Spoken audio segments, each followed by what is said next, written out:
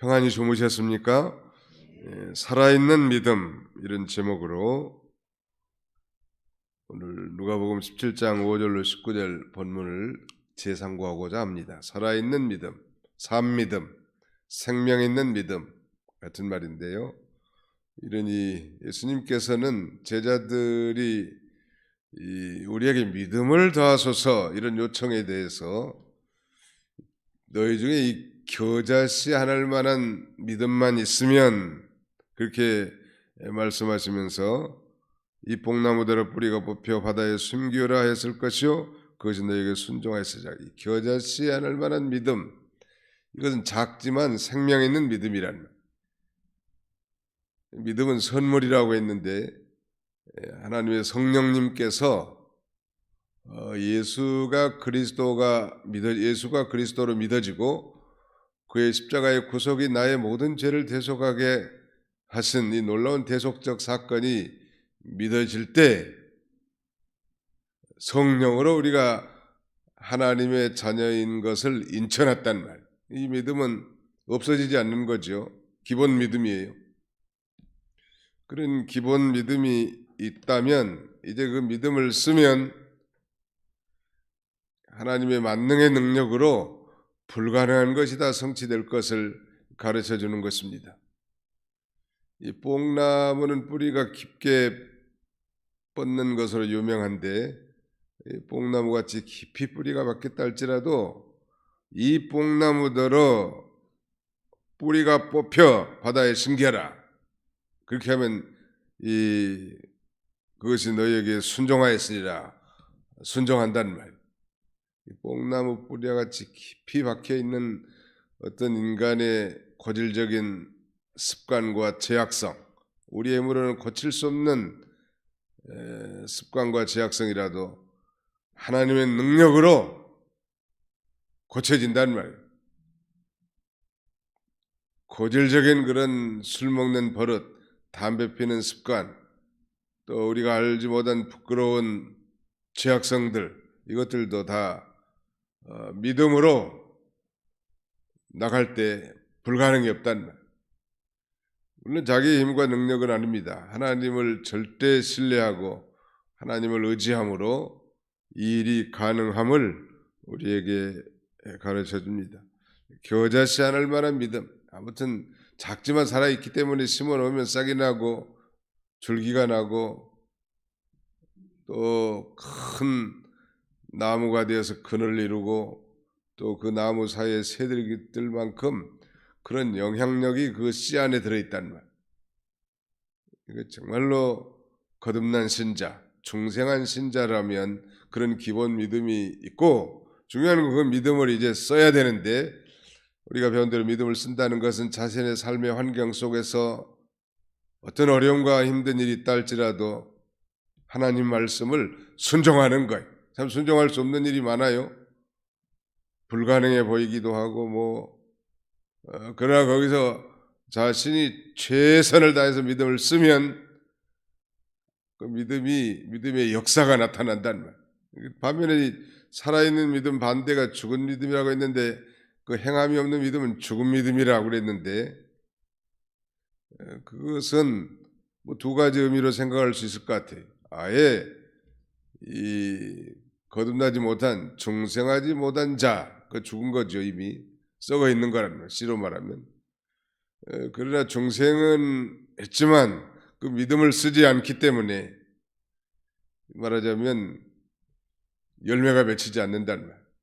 그래 후자는 소망이 있는 것입니다. 바울은 이 로마서나 갈라디아를 통해서 믿음으로 우리가 의롭게 되고 구원을 받지만 믿음으로 의롭다 칭함을 받고 구원받은 자라면 반드시 행함이 나올 수밖에 없다. 이걸 강조하면서 역설적으로 행함이 없는 믿음이라고 하면 그건 가짜 믿음이고 죽은 믿음이고 열매를 결코 맺을 수 없는 썩은 씨앗과 같은 것입니다. 그 자신은 작지만 썩지 않았어요. 살아있기 때문에 소망이 있는 것입니다. 근데 자꾸 믿음은 써버릇 하면 믿음이 생겨요. 용불용설이라는 말이 있어요. 용불용설. 사용하지 않으면 그 죽어진다는 거예요. 아무리 유명한 씨름 선수라도 또 뭐 스포츠 선수라도 잘 쓰지 않고 연습하지 않으면 다 쇠퇴하는 것처럼 믿음이라는 건 자꾸 쓰면 더 큰 믿음이 나오고 또 쓰면 더 큰 믿음이 나오고 또 믿음을 쓰면 더 큰 믿음이 나오는 거예요.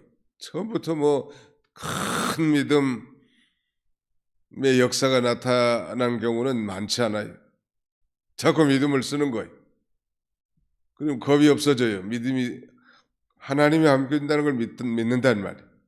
하나님이 함께 해줄 걸 믿고 내가 믿음을 쓰면 역사가 나타나는, 또 믿음을 쓰면 더 큰 역사가 나타나는, 이건 경험해 본 사람, 체험해 본 사람은 다 아는 거예요. 물떠온 하인들은 알더라.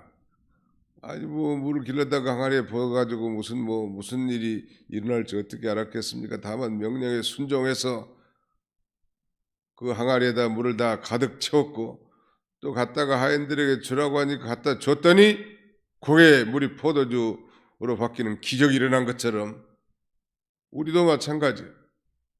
내 생각 보태지 말고 거기다가 믿음을 쓰면 믿음이 더해지는 거예요. 그 믿음을 안 쓴 사람들은 내내 쇠약해져 있어요. 믿음이. 연약한 믿음으로 살다가 가는 거예요. 우리 믿음의 선진들, 유명한 해에서 선교하다가 순교한 자들 다 믿음 쓴 거 아니에요? 가만히 앉아 있으면 편안하게 살 수 있었겠지만 그러나 믿음을 써서 성령이 인도하는 대로 순종해서 나갔더니 기적이 일어났단 말이에요. 두 번째 교훈은 우리 그리스도인들은 하나님의 종들이고 하나님의 백성들인데 이 종이라고 하면 주인의 명령에 순종한 것으로 만족하라는 거예요. 뭐 종이 종 대접받는 게 뭐 당연한 거 아니겠습니까? 다만 우리는 엄청난 은혜를 입은 종이란 말. 그래서 우리가 주님을 위해서 뭐 좀 충성도 하고 순종도 하고 연보도 드리고 봉사도 하고 형제도 사랑하고 사랑을 실천했다 할지라도 그건 마땅히 종으로 살 일이니까 해야 할 일을 했을 뿐입니다 하고 나가는 거지 뭐 내가 이렇게 했습니다 이렇게 자랑해서는 안 될 걸 말씀하시므로 신자가 자칫 주님의 일을 하다가 뭐 큰 성취를 말미암아 자기가 대단한 건 줄 알고 영적 교만에 빠기가 쉬운데 그러지 말라니. 항상 겸손하고 하나님이 하셨다고 하나님만 높이고 자기는 사라지는 거예요. 자기는 드러내지 말고 자꾸 하나님이 하셨다고 하나님의 은혜로 되게 했다고 하나님의 능력으로 한 것이라고 뭐 그렇게 할 뿐이지 뭐 자기를 마땅히 할 바란 말. 우리는 하나님께 엄청난 은혜를 받은 그야말로 빚진 죄인이고 종이란 말. 그래서 뭐 하나님의 일을 우리가 뭐 하나 했다고 해도 그건 뭐 조적지열이야. 하나님이 내게 베푸신 은혜에 비하면 아무것도 아니라 일평생 뭐 갚으려고 다 노력해도 다 못 갚고 천당 가는 거예요. 우리가 지난 수요일날 잠깐 살펴봤지만 늘 울어도 눈물로써 못 갚을 줄 알아. 몸밖에 드릴 것 없어 이 몸 주께 바칩니다. 이런 심정으로 나가야 된다. 연보를 하나님 앞에 하더라도 뭐 힘써서 연보를 하지만 더 드리지 못해서 안타깝고 더 하나님 앞에 힘쓰지 못해서 참으로 안타까운 그런 심정이 정상일 거예요. 내가 이만큼 했다. 그건 아직은 어린 거죠. 사실은 몸까지 다 드리고 희생한 우리 믿음의 선배들이 얼마나 많이란 말이에요. 예수님의 제자들 가롯 유다는 뭐 빼더라도 사도 요한만 오래 살게 해서 하나님의 뜻을 이루게 하셨고 다 몸을 바쳤습니다. 복음을 전하면서. 우리는 뭐 그런 제목은 되지 못한다 할지라도 아무튼 마땅히 해야 될 일을 했습니다. 그런 자세로 나가야 되는 영적 교만에 치우치지 말 것. 하나님만 높일 것. 그다음에 세 번째 교훈은 문동이 나병 환자 치유 사건을 통해서 우리에게 주신 교훈은 아무튼 하나님의 은혜에 늘 감사하며 살라는 거고요. 또 감사를 잘하는 사람은 더 큰 은혜를 하나님 베풀어 주신다는 거. 이게 비밀이에요. 10명이 다 나병을 고침받았지만 이방인 사마리아 사람 한 사람만 돌아와서 하나님 앞에 주님 앞에 사례했습니다. 감사했단 말이에요.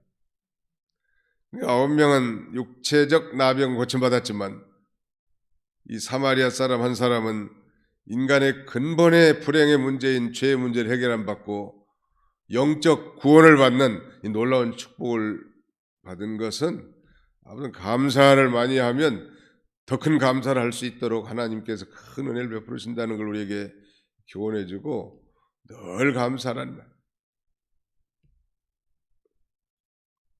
그 우울증에 잘 걸리고 암에 걸린 사람들 이런 사람들 여러 가지 이유가 원인이 많이 있겠지만은 항상 마음을 밝게 가지란 말. 절대 긍정, 언제나 긍정적. 신앙 있는 사람은 다 모든 걸 긍정적으로 봅니다. 부정적으로 본 사람들은 믿음이 없다는 표시. 나 믿음 없어요, 나 믿음 없어요 그런 거예요. 불평한 사람들은. 그 다음에 절대 감사. 감사할 것밖에 없는데 그 어두운 면만 보고 원망 불평하는 것도 믿음이 없는 거예요. 믿음 없는 사람의 특징은 부정적이고 원망 불평합니다. 믿음 있는 사람들은 항상 긍정적이에요. 일순간 잠깐은 좀 그렇게 할 수도 있지만 왜냐하면 믿음이 있으니까 하나님이 계신데 하나님이 하실 건데 또 하나님이 함께 하시는데 뭘 걱정이냐는 거예요. 오늘 이 나병 고침받고 돌아온 그래서 주님께 감사한 한 명의 이 사마리아인은 자기가 베푸신 그 놀라운 나병 치유의 은혜를 기억하고 감사했더니 더 큰 영원한 감사거리를 줬습니다. 구원을 얻게 됐다니. 내 믿음이 너를 구원하였느니라. 믿음. 우리가 이런 감사하는 믿음도 참 성숙한 믿음이라 할 수 있고 또 이것은 먼저 하나님의 은혜를 받은 그 유대인들은 하나님의 은혜를 배척하고 감사하지 못했지만 그래서 그 복음이 이방인들에게 들어가서 오늘 이방인들의 그 충만한 숫자가 차기까지 이 놀라운 구원의 은총이 넘치게 될 것을 우리에게 교훈해 주는 것입니다. 오늘 이 세 가지 한번 기억해 보세요. 예수님이 이제 예루살렘 올라가서 십자가에 못 박힐 순환의 시기가 임박한 시점에 그는 갈릴리에서 이 사마리아를 거쳐 유다 땅으로 올라가는데 이제 이 갈릴리와 사마리아 그 경계에 문둥이촌이 있었는 모양이에요. 거기에 들어가서 10명의 문둥병을 고쳐준 거예요. 그리고 또 그 제자들에게는 제자들이 요청한 그 믿음 더해지는 거 그걸 교훈해 주고 우리가 하나님의 종으로서 교만하지 말고 항상 겸손할 것을 이렇게 교훈하십니다. 끝까지 자신의 이 순환이 임박할 때까지 주님은 자기 할 일을 잘 감당하는 것입니다. 이 말씀을 마음에 우리가 깊이 새기고 우리도 믿음이 없는 사람이 아니라 믿음 있는 자가 되고 교만한 자가 아니라 겸손한 자가 되고 원망 불평하는 자가 아니라 감사하는 자가 되는 저와 여러분들이 다 되시기를 주님의 이름으로 축원합니다. 거룩하신 우리 아버지 하나님께서 오늘 새벽에도 이렇게 저희를 주의 전으로 인도해 주시고 적은 무리이지만 하나님 앞에 이 새벽 제단을 지킬 수 있도록 은혜 주심을 진심으로 감사하고 감사를 드립니다. 아비로신 하나님 이렇게 건조한 날씨 가운데서도 은혜의 단비를 쏟아지게 하신 것 참으로 감사합니다. 저 울진 삼척의 산불이 속히 진화되도록 하나님이 긍휼을 베풀어 주시고 많은 그 재난당한 이재민들을 불쌍히 여겨 주시고 어려운 가운데서 주님을 발견하고 찾는 귀한 계기가 되도록 우리 하나님 아버지 은총 내려주시기를 간절히 바라옵고 원합니다.